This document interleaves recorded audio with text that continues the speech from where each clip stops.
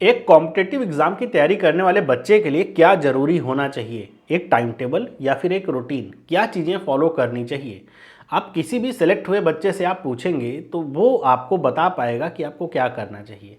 और मेरा तो जवाब है कि आपको रूटीन फॉलो करना चाहिए, डिसिप्लिन फॉलो करना चाहिए, टाइम टेबल नहीं। टाइम टेबल का मतलब, मेरा क्या मतलब है टाइम टेबल का?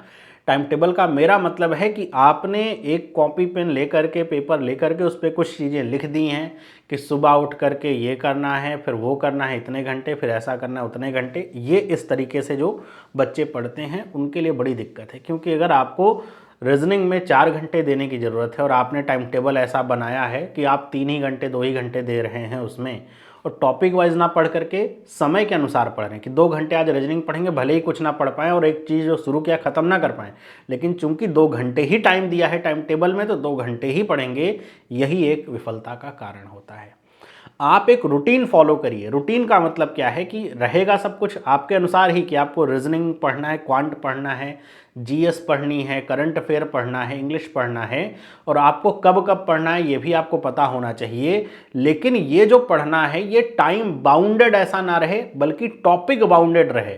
टॉपिक बाउंडेड का मतलब कि आज अगर मैंने शुरुआत करी है एक क्वांट के या मैथ के चैप्टर की, मैं स्टार्ट कर रहा हूँ प्रॉफिट एंड लॉस, तो मैं उसे टाइम बाउंड करूंगा कि 3 दिन के भीतर मुझे इसके बेसिक कॉन्सेप्ट और जो प्रीलिम्स लेवल के सवाल हैं वो कर लेने हैं और उस पर कमांड बिठा लेनी है। ये मैं एग्जांपल दे रहा हूँ केवल।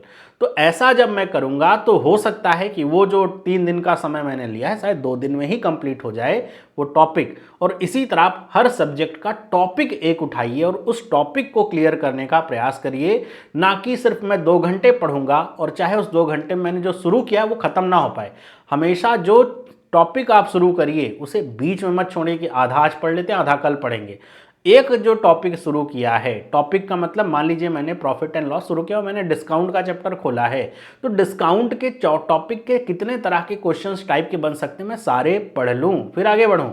ऐसा ना हो कि आज मैंने 2 क्वेश्चन करे कल 2 क्वेश्चन कर रहा हूँ, तो ऐसा टॉपिक में ब्रेक होगा और इस तरीके से कॉन्सेप्ट भी सही तरीके से बिल्डअप नहीं हो पाएंगे।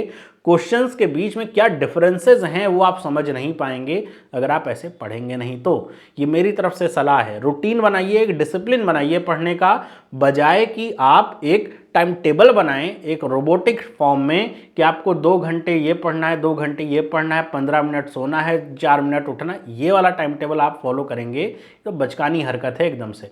आप रूटीन बना लीजिए कि आपको इतने दिन में ये टॉपिक खत्म करना है, इतने दिन में ये टॉपिक खत्म करना है।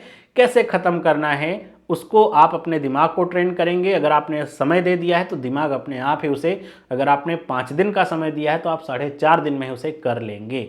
लेकिन अगर वो टॉपिक वाइज आपने अपना एम नहीं रखा और टाइम टेबल के अनुसार कि 2 घंटे रोज क्वांट पढ़ना है, लेकिन क्या पढ़ना है, कितने दिन में पढ़ना है ये डिसाइड नहीं किया है, तो हो सकता है कि आप पूरे महीने भर केवल एक प्रॉफिट एंड लॉस ही पढ़ते रहें और कुछ पढ़ ही ना पाएं। और आप सोचेंगे कर तो सब कुछ सही रहा हूं लेकिन फिर भी तरक्की नहीं हो रही। तो रीज़न यही है क्योंकि कर ही आप गलत तरीके से रहे हैं।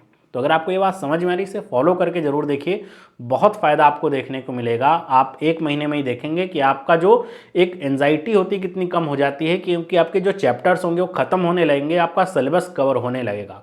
और अगर आपको ये बात अच्छी लगी है तो आप वीडियो को लाइक करिए, अपने दोस्तों के साथ शेयर करिए और चैनल को सब्सक्राइब जरूर कर लीजिए अगर अभी तक आपने चैनल को सब्सक्राइब नहीं किया है तो।